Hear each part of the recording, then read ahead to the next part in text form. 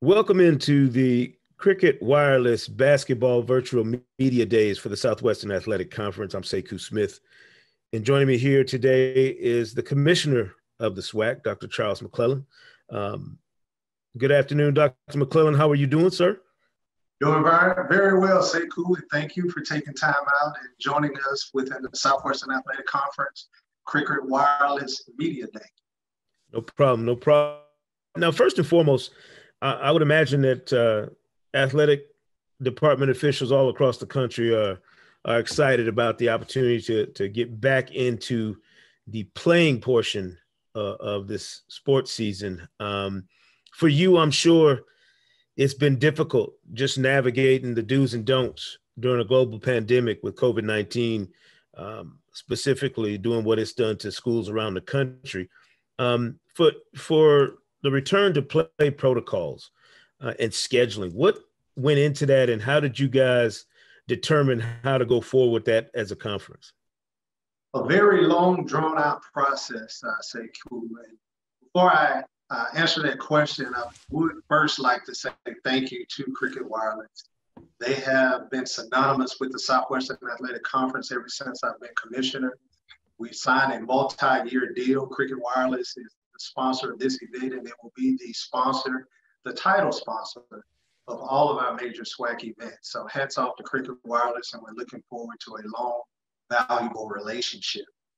As it determined that we were going to move forward with our basketball season, health and safety continued to be paramount. When you start looking at the things that we had to put together, it really started back in the month of August when we postponed football and said that we were going to continue to move forward with basketball. We've been in constant communication with the NCAA Chief Medical Advisor, Dr. Brian Hayline. He has been in constant contact with representatives from the CDC, and they've been able to merge their documents. So the first document that we utilized was the resocialization plan for collegiate athletics that was sent to us by the NCAA. And it talked about things of testing 3 times a week, wearing masks, and how to put together these athletic events. We actually put together a COVID-19 advisory panel within the Southwestern Athletic Conference, which was made up of individuals across the spectrum, medical advisors, trainers, doctors, coaches, all across the board, to say this is going to be in conjunction with what we received from the CDC and the NCAA. This is going to be the SWAC footprint and blueprint. Simultaneously, we put together even a 4th document, and that is the return to play document for the Southwestern Athletic Conference. And one specific thing that we put in that document that's a little bit different than what you would see from the CDC and the NCAA is that we are mandating that we test prior to every contest. So in the Southwestern Athletic Conference, specifically in conference play, we play Saturday and we play Monday. And at the end of the season, we actually have a Saturday, a Monday, and a Thursday, where our protocol is going to ensure that we test prior to each of those competitions and that you have a negative test. So when you play somewhere on Saturday, you'll get opportunity to travel either that Saturday or that Sunday. Sometime between Monday, 5 p.m., you must have tested, and those results have to be in no later than 12 noon or sometime around that particular time. There's some flexibility in the timing on Monday. So we want to make sure that our student athletes are safe. We want to make sure that they're healthy. And it's not just student athletes. It's going to be coaches. It's going to be officials. So we also are developing, and we will have finalized our plan about bench decorum, what happens on the bench. We're going to mandate that everyone is in mask. Coaches are in mask. Student athletes obviously won't have to be.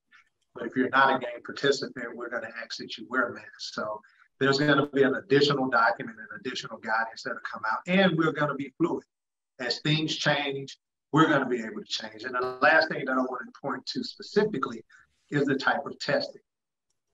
We're going to have a combination of PCR testing and rapid antigen testing. So PCR testing can be done prior to, because as you know, that takes between 24 and 72 hours. but we have the ability for rapid antigen, which is less than an hour. So those game day tests will obviously be rapid antigen tests. So there'll still be ongoing protocols, and we will advise and revise as the process goes. But that is what we're looking at to keep our health and safety of student athlete, coaches, and participants at the highest priority. I know there's always, contingency plans and concerns you have to have when you go into something as detailed as this. Is there a specific protocol for a positive test that could impact a specific game? What happens when something like that arises in terms of planning? Yes, there are definite specific protocols. Again, we are following our medical advisory group. We're following the NCAA's medical advisory group and their medical advice, as well as the CDC. So we're going to follow all of the national protocols. But as you know, a lot of protocols are going to be local protocols that's going to take precedent over the protocols that we have. The things that we're going to make sure that we have in place is the testing, the isolation, the contact tracing, and more importantly, let's say a student athlete tests positive on the road. We have a plan to where we will be able to isolate that student athlete and get them back to their campus or their home. We're not going to leave them on the road. So all of those plans are pretty much solidified, and we're going to follow the national recommendations, but also give the schools the flexibility to be able to adjust that based upon each state or local health considerations. When you talk about what we do from a standpoint of if there are multiple positive tests, again, those are protocols that are in place, and we will follow all of the protocols from a national, state, local, and SWAC perspective. Does it impact in terms of the contest itself, the postponement or the rescheduling or anything like that in terms of if you have a game that's not able to be conducted because of these tests? That's a great question. The initial process would be based upon these tests, and we have protocols, and we actually have a form that each institution must fill out and submit to the other institution, certifying that the tests have been conducted. One of the things that you see nationally is, especially from football, and you're starting to hear it about basketball, are minimum numbers of student athletes. If you fall below this threshold, then those games will be postponed and or canceled. We've stopped somewhat shy of creating those minimums. What we don't want to get into is say, well, if you only have 2 point guards, then you can't play. We don't want to put our member institutions in a situation where we say, well, you do have X number, but we're going to force you to play. We don't want to do that. Only the schools can make those determinations. The NCAA has said that 13 Division I games is the minimum number that you must play in order to participate in the NCAA tournament. Our conference model is 18. What we said is we're going to keep our 18 games, understanding that there are going to be disruptions. If those games can be rescheduled, that's going to be at the discretion of the commissioner.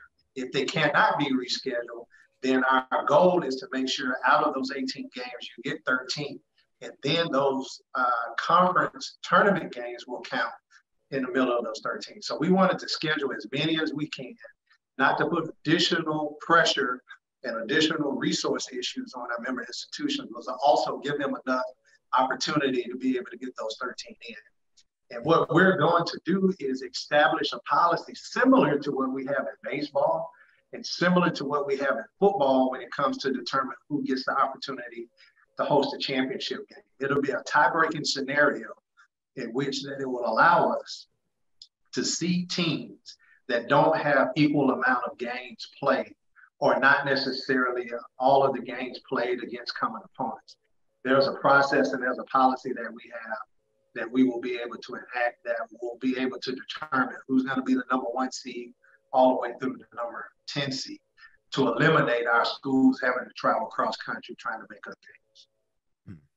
I know that the 2021 and 22 conference basketball expansion will include Florida A&M and Bethune-Cookman. How does that change the landscape for the conference in terms of competition? Excellent question, and it changes the landscape significantly. You're going from 10-member institutions to 12. Just from a mathematical standpoint, if you take 12 institutions time home and away, that's 24 games. And that's actually four more than ultimately you can play. We've made a determination within the Southwestern Athletic Conference that we're going to stay with our 18-game format. And ultimately what that means is that everyone will get an opportunity to play each other.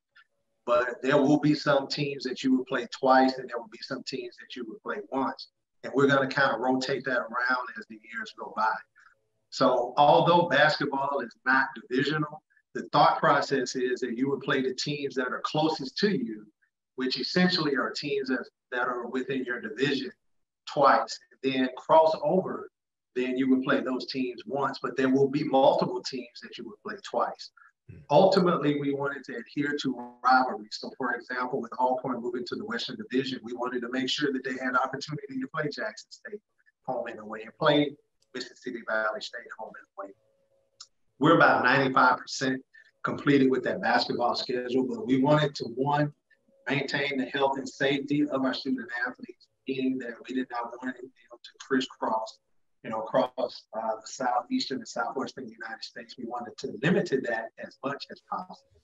And we also wanted to maintain the rivalries that were so synonymous within the Southwestern Conference. So you're going to see a different basketball model, but at the same time, we're going to stay with the 18-game schedule, and we're going to deliver to the fans the games that they ultimately want to see.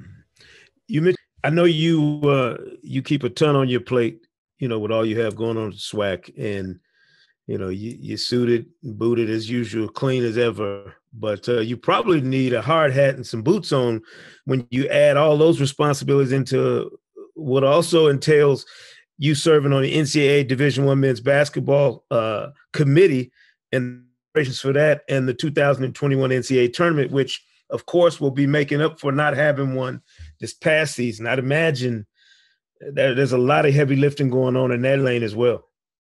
Absolutely, and that's been one of the highlights of my career. Now that the meetings have been virtual, we've met every 2 weeks, ever since August, trying to get prepared for the 2021 tournament. And I can tell you, Sekou, a surreal feeling being in the selection room and having to stop because of COVID-19. You work your entire professional career to get into a room such as the selection committee, and you have to pause. A very surreal feeling to have to vote to stop the tournament. You know what implications that has, not only nationally, but from a global standpoint. And you use that as fuel to be able to ensure that you make the 21 NCAA basketball championship that much better, that much greater, because we did not get an opportunity to experience in 2020. But again, I had a 5-year appointment, year 1 in the middle of COVID-19, year 2 in the middle of COVID-19. So these are unprecedented times. I'm excited and I'm humbled to be in the room and being a part of 10 individuals that are on the committee that have been tasked to navigating through this, along with Danny Gavin and Joanne Scott and a countless amount of others at the NCAA and on the basketball staff to guide the membership through this. You're talking about an NCAA tournament that's synonymous with March Madness and all that is right with college basketball. And I'm just humbled to be one of 10 that sit on that committee that have some influence in a positive direction of taking the NCAA basketball tournament. So I'm excited. I'm excited for basketball season to get started. I'm excited for SWAC basketball. I'm excited about the SWAC basketball prospects that we have, new coaches that we have coming in the league this year. Is going to be exciting, both on the men and the women's side. And hey, SWAC is just beginning. We have a lot more in store. Thank you, Dr. Charles McClelland, SWAC Commissioner, joining the show on the Cricket Wireless SWAC Virtual Media Days. Thank you so much for your time, Mr. Commissioner, and we'll see you soon. Thank you, and go SWAC.